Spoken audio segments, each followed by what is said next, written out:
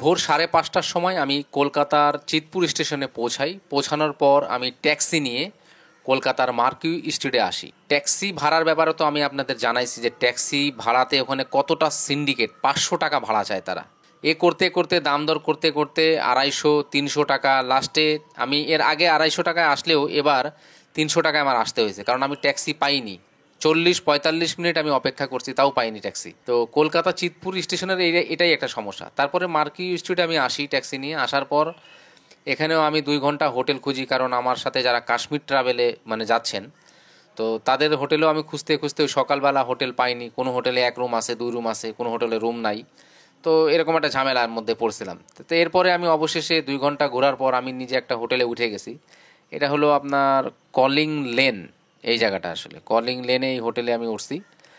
মাত্র আর কি এর ভাড়া হলো বলতে গেলে 350 টাকা নিছে, তবে এই হোটেল রুমের ভাড়া 300 টাকাই। আমি একটা লোকের মাধ্যমে আসছিলাম, ওই লোকটা আমার সাথেই ঢুকে গেছিলো।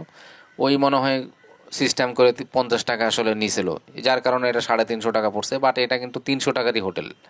মাত্র 300 টাকায় আপনারা মার্কুইজ স্ট্রিটে কলিং লেন যে রোডটা আছে সেখানে কিন্তু মাত্র 300 টাকায় বাংলাদেশিরা এই হোটেলে উঠতে পারবেন। হোটেলটা কোয়ালিটিটা ভালো না, কারণ 300 টাকার হোটেল আপনি আর কি আশা করতে পারেন। অবশ্যই এই হোটেলে কারা আসে, বাংলাদেশিরা, কোন বাংলাদেশিরা আসে, এটা আমি দেখলাম যে যারা বাংলাদেশ থেকে এখানে ব্যবসা করতে আসে, তো ওরা আসলে মাল কিনে আবার চলে যায় বিজনেস ভিসা নিয়ে। তো তারা এখানে এসে 1 দিন 1 রাত বা 2 রাত এখানে থাকে। তো 1 রাত বা 2 রাতের জন্য এই হোটেল ঠিক আছে, কোনো সমস্যা নাই। তবে ফ্যামিলি নিয়ে এই হোটেলে আসা আমি মনে করি না উচিত হবে, কারণ ওরকম পরিবেশ নাই আর কি। তো 300 টাকার মধ্যে এই হোটেল, এই যে দেখতে পাচ্ছেন আমার পিছনে ব্যাকগ্রাউন্ডটা, 300 টাকার মধ্যে যে হোটেল আছে মার্কুইজ স্ট্রিটে কলিং লেনে, এটা আসলে আমি আগে কখনো জানতাম না। তবে হোটেলের কোয়ালিটিটা দেখেন, এই যে পা দিয়ে দেখাচ্ছি, বুঝতে পারছেন এটা কি। তারপরে এই যে পাংখা একটা আছে, আর এই যে এখানে মোবাইল চার্জারের ভালোই স্লট দিছে, তবে এখানে এই যে প্লাস্টারগুলো দেখেন উঠে গেছে। পরে ওই যে উপরে চার্জিং করারও ব্যবস্থা আছে অবশ্য। চলুন এবার আমি বাথরুমটা দেখাই। कितनी बार बोला कि दरवाजा पकड़ के बैठ या गाना गा तुमको गाना। ওটা হলো মেন দরজা, আর ঠিক মেন দরজার পাশে এটা হলো বাথরুম।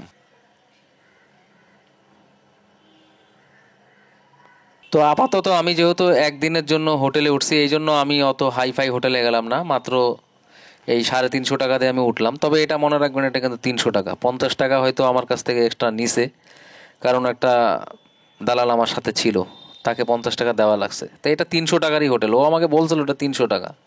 ওটা 50 টাকা ওকে এক্সট্রা দেওয়ার কারণে এটা 350 আমার থেকে পড়ছে। বিহার থেকে কিভাবে আমি পাটনা গেলাম, পাটনা থেকে কিভাবে কলকাতা আসলাম, কলকাতা আসার পরে এই হোটেলে উঠলাম, কত টাকা ভাড়া হোটেলের, এই অভিজ্ঞতা। আর আমার সাথে যারা কাশ্মীর যাচ্ছেন তারা এখন গেদে লোকালে আসেন, এখনও তারা পৌঁছায়নি, তারা 10টা 40-এর গেদে লোকালে উঠেছেন, শিয়ালদা লোকাল।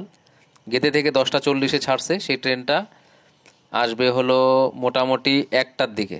তারপরে 1:30-2টার দিকে তাদের সাথে মার্কুইজ স্ট্রিটের সোহাগ বাস কাউন্টারের ওখানে দেখা হবে, তারপর তাদেরকে হোটেলের ব্যবস্থা করা হবে। তো এই ছিল আজকের ব্লগ।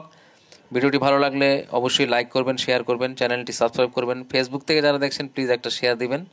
আজকের ভিডিওটা এখানে শেষ করছি, দেখা হবে নেক্সট ভিডিওতে।